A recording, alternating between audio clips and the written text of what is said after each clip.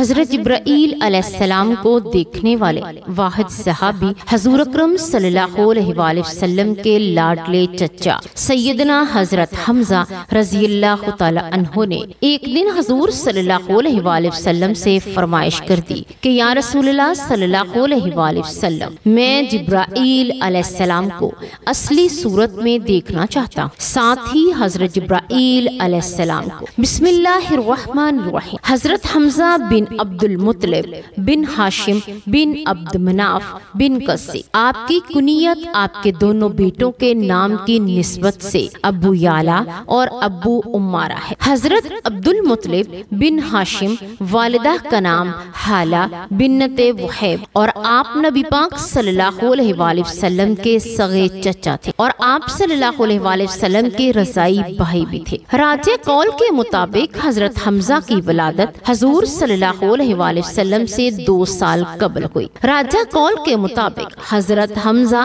اعلان نبوت کے دوسرے سال اسلام لائے۔ ایک دن ابو جہل نے حضور صلی اللہ علیہ وآلہ وسلم کو برا بلا کہا۔ حضور صلی اللہ علیہ وآلہ وسلم نے اس کی باتوں کا جواب نہیں دیا۔ ایک کنیز نے یہ تمام منظر دیکھا اور حضرت حمزہ کو بتا دیا۔ حضرت حمزہ جلال میں آ گئے۔ ابو جہل اپنی قوم کے ساتھ مسجد حرام میں بیٹھا تھا۔ آپ نے اپنی کمان مار کر اس کا سر زخمی کر دیا اور وہیں اپنے اسلام قبول کرنے کا اعلان کر دیا۔ ابو جہل کا سر پھاڑنے اور جوش و غضب میں اپنے ایمان لانے کا اعلان کر کے جب آپ حضرت حمزہ اپنے گھر پہنچے تو آپ نے اپنے آپ کو مخاطب کرتے ہوئے کہا، تم سردار قریش ہو، کیا تم اس نئے دین کی پیروی کرو گے؟ اپنے باپ دادا کو دین کو چھوڑ دو گے؟ جو کام تم نے کیا ہے اس سے بہتر تھا کہ تم مر جاتے۔ وہ ساری اس تذبذب کے عالم میں اللہ کے حضور صلی اللہ علیہ وآلہ وسلم صحیح اور سیدھا راستہ دکھانے کی دعا کرتے۔ گزری صبح حضور پاک صلی اللہ علیہ وآلہ وسلم کے پاس حاضر ہوئے اور اپنی کیفیت بتائی۔ رسول اللہ صلی اللہ علیہ وآلہ وسلم آپ کو اسلام کے بارے میں بتایا، حتیٰ کہ اللہ تعالیٰ نے ان کو اسلام لانے کی توفیق دے دی۔ نبی اکرم صلی اللہ علیہ وآلہ وسلم نے ارشاد فرمایا، ہم 6 حضرات اولاد عبد المطلب اہل جنت کے سردار ہیں۔ محمد مصطفیٰ صلی اللہ علیہ وآلہ وسلم، میرے چچا جان حمزہ، میرے بھائی علی المرتضیٰ اور جعفر، امام حسن اور امام حسین۔ ایک صحابی کے ہاں لڑکے کی ولادت ہوئی۔ انہوں نے نام رکھنے کے حوالے سے کہا، آپ صلی اللہ علیہ وآلہ وسلم نے فرمایا، اس کا نام اس شخص کے نام پر رکھو جو مجھے سب لوگوں سے زیادہ محبوب ہے، یعنی حمزہ۔ نبی پاک صلی اللہ علیہ وآلہ وسلم نے فرمایا، میرے سب چچاؤں میں سب سے بہترین حمزہ ہے۔ ایک مرتبہ آپ رضی اللہ تعالی عنہ نے بارگاہ رسالت میں درخواست کی کہ میں حضرت جبرائیل علیہ السلام کو اصلی صورت میں دیکھنا چاہتا ہوں۔ ارشاد ہوا، آپ دیکھنے کی طاقت نہیں رکھتے۔ آپ نے اصرار کیا تو نبی کریم صلی اللہ علیہ وآلہ وسلم نے ارشاد فرمایا، زمین پر بیٹھ جائیے۔ کچھ دیر بعد حضرت جبرائیل امین علیہ السلام حرم کعبہ میں نصب شدہ ایک لکڑی پر اترے تو سرور عالم صلی اللہ علیہ وآلہ وسلم نے ارشاد فرمایا، چچا جان نگاہ اٹھائیے اور دیکھیے۔ آپ نے جو ہی اپنی نگاہ اٹھائی تو دیکھا کہ حضرت جبرائیل علیہ السلام کے دونوں پاؤں سبز زبرجد کے ہیں۔ بس اتنا ہی دیکھ پائے اور تاب نہ لا سکے اور بے ہوش ہو گئے۔ نبی کریم صلی اللہ علیہ وآلہ وسلم نے پہلا جنگی علم حضرت حمزہ کے لیے باندھا اور اس علم کے ساتھ آپ کو سرزمین جینا کے ساحل کی طرف روانہ فرمایا۔ اسی غزوے میں حضرت حمزہ کا انداز ہی نرالا تھا۔ آپ حضور صلی اللہ علیہ وآلہ وسلم کے قریب رہتے ہوئے آپ صلی اللہ علیہ وآلہ وسلم کا دفاع کرتے۔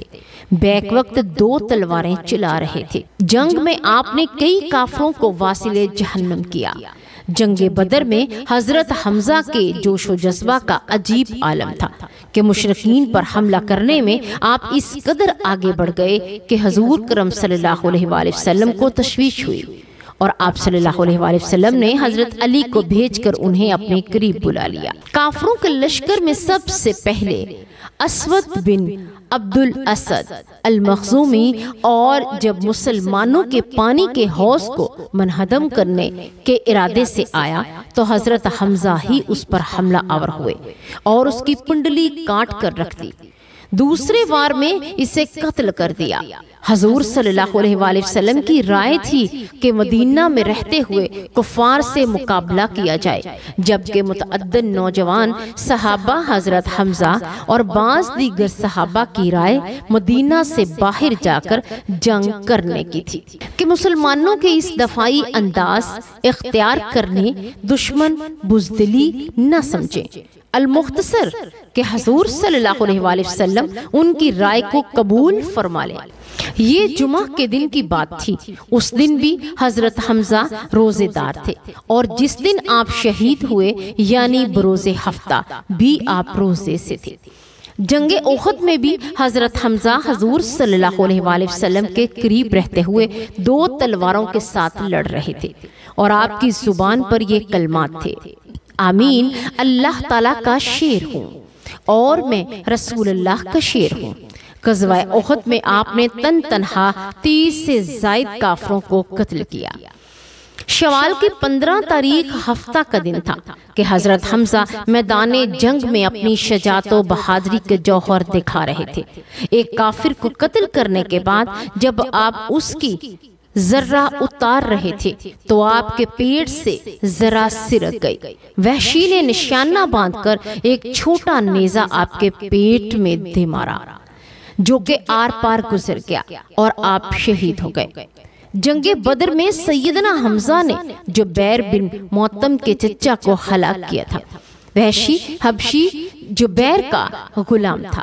جبیر نے اس سے کہا تھا کہ اگر تم میرے چچا کے عوض محمد صلی اللہ علیہ وآلہ وسلم کے چچا کو قتل کر دو تو تم میری طرف سے آزاد ہو۔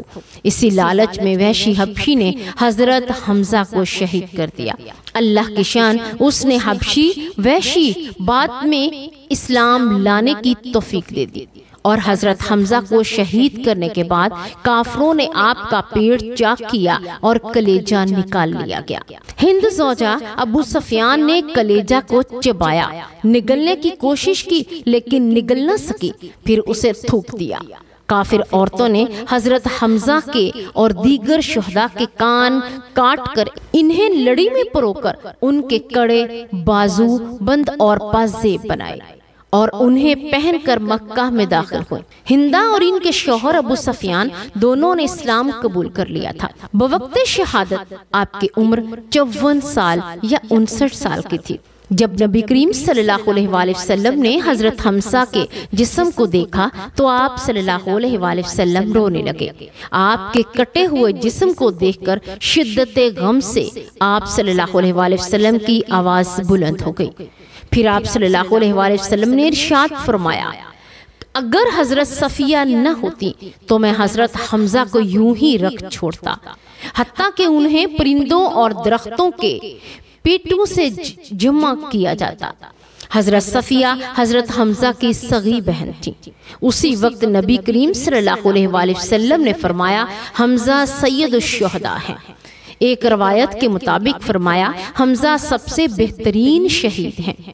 نبی کریم صلی اللہ علیہ وآلہ وسلم حضرت حمزہ کی لاش کے پاس کھڑے تھے تو آپ صلی اللہ علیہ وآلہ وسلم نے حضرت حمزہ کو مخاطب کرتے ہوئے فرمایا، اے چچا جان، اللہ تعالیٰ آپ پر رحم فرمائے۔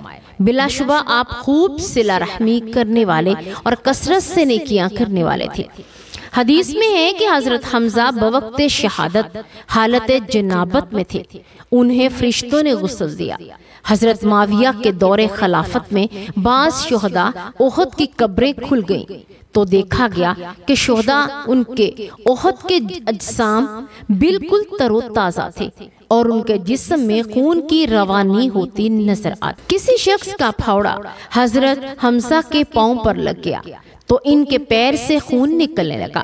ہم اللہ پاک سے دعا کرتے ہیں کہ اللہ پاک سید الشہداء کے درجات کو مزید بلند فرمائے اور ان کے طفیل ہماری دینی دنیاوی جائز مرادوں کو پورا فرمائے۔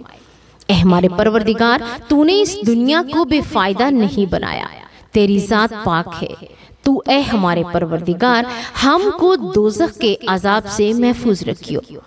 اے ہمارے پروردگار جس کو تو نے دوزخ میں ڈالا اس کو بہت ہی ذلیل کیا اور وہاں گناہگاروں کا کوئی بھی مددگار نہیں۔ اے ہمارے پروردگار ہم نے ایک پکارنے والے یعنی نبی کو سنا کہ ایمان کی منادی کر رہا ہے، اپنے پروردگار پر ایمان لاؤ، تو ہم سب ایمان لائے۔ پس اے ہمارے پروردگار ہمارے گناہ معاف فرما اور ہماری برائیوں کو دور کر اور ہمارا نیک بندوں کے ساتھ خاتمہ کر، اور اے ہمارے پروردگار جیسے جیسے وعدے اپنے رسولوں کی معرفت تو نے ہم سے فرمائے ہیں ہم کو نصیب کر، اور قیامت کے دن ہم کو ذلیل نہ کر کہ تو وعدہ کے خلاف نہیں کرتا۔ سورۃ ال-عمران آیت نمبر 191 تا 194۔ پیارے ناظرین، اگر آپ کو آج کی ویڈیو اچھی لگے تو آپ اسے صدقہ جاریہ سمجھ کر ضرور شیئر کریں۔ اللہ تبارک و تعالی ہمیں نیکی کی بات کو سننے، سمجھنے اور اس پر عمل کرنے کی توفیق عطا فرمائے۔ اللہ تبارک و تعالی ہمیں نیکوکاروں میں شامل کرے اور شیطان کے شر سے محفوظ رکھے۔ اللہ ہمارا خاتمہ ایمان پر کرے، آمین یا رب العالمین۔